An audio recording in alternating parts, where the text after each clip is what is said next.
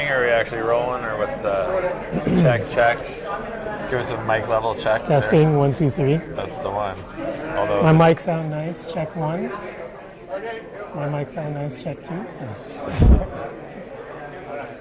All right, so we're sitting here with Dion, the marketing director of Crop Kings. Is that correct? Yes. That's the correct title for you, sir. Well, I'm actually the marketing manager and the affiliate manager. Marketing manager and affiliate manager. You're the face, as far as I can tell. You're out at all the events that I go to. You're the man on the front line. So I think I'm the least shy. I'm the least shy. I'm the black guy. They're gonna recognize me anyway. It's fine. I'll go on. It's fine. So tell us. I mean, for anybody who's lived under a rock and isn't familiar with the Crop Kings, why don't you tell us what Crop Kings does? Sure. Crop King Seeds is one of the largest seed companies in North America now. We actually just got confirmation from Greenhouse that within North America we're probably distribute more seeds than they do now. From Greenhouse, did you say? Yeah, Greenhouse. Is this pardon my ignorance, so is this a ratings board or something? No, Greenhouse is actually known as the largest seed company in the world. Oh, and they sent you a letter saying they're choked because you just surpassed them? Or? That would be nice, yeah, then we'd have actual confirmation. No, they dropped by our offices. Our owner of our company is friends with them. And they also have a series called Strain Hunters. I don't know if you're familiar with that. I'm familiar with Strain Hunters. Yeah, right. and so they were in town a couple weeks ago for the Lift event, and they basically gave us confirmation that I guess now we've surpassed them in terms of the volume that we do, and so yeah. Past them. Yeah. Well, congratulations. I must say, as a marketer and somebody in media, you definitely have been doing a lot of, you're sponsoring all kinds of stuff. So tell me about that as a strategy, as a business. How, is that working out for you? And I guess we were talking earlier about tracking and accountability stuff, so I guess I'm trying to lead you into talking a little bit about what you do internally for tracking that kind of marketing spend, because you're obviously spending huge, right?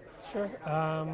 So I guess the best thing that we've done to kind of help with tracking, specifically for the print advertising that we do, is employ some coupon codes. Right. We weren't doing that before. So at least now we can see when people actually use these coupon codes, that people are viewing our ads in these magazines. We were not doing that before. And is that influencing ad size and stuff like that, selection? Like, are you implementing the analytics, or are they still basically you're using them as guided? I guess are you we're establishing learning, a baseline, or have you actually started? This is a learning process. Because we weren't doing it prior to me starting with the company.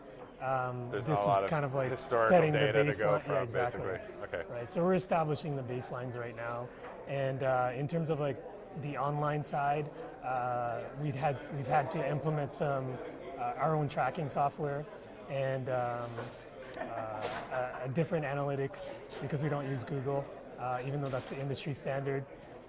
We tend to shy away from certain things that are industry standard because of the industry that we're in. And so now that we have those systems in place, we can better see which channels are performing for us and actually producing return on the investment. Right. So yeah.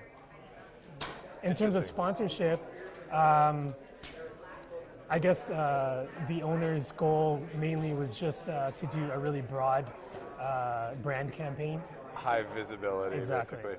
Yeah. It's I guess from an outsider point of view, it seems I guess to me it's like surprising, and I see this especially with the European seed companies. It was a side that I guess I wasn't aware of, in terms of how much volume must be going on in order to be able to support this kind of that volume of advertising and media buying and stuff like that.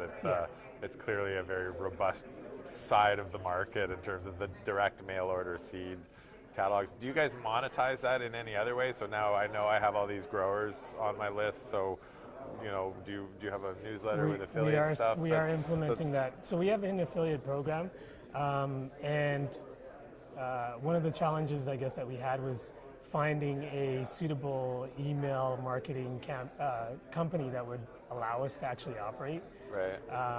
And now that we have found that, we do have a strategy that we're going to be implementing, starting actually around American Thanksgiving or so. So I can see the campaign headline. Feeling good? Give real Thanksgiving. so yeah, we'll be actually starting to utilize our pretty large customer database that we've collected, email database. So we'll start leveraging that. And side. do you look at that in terms of choosing sponsorship opportunities and stuff? Like, are you aware of how many clients you have in Toronto when you make a decision to sponsor an event there or something? Or again, is it just that's stuff that we weren't really play? Tracking before, but Right. now we do have those type of metrics. Right. So in terms of future decision making, the information that we've gathered over this last what are we in December or we're in October now, 10 months of the year. Yeah. We'll Can use start that to shape some of those exactly. decisions going forward. Absolutely. All right.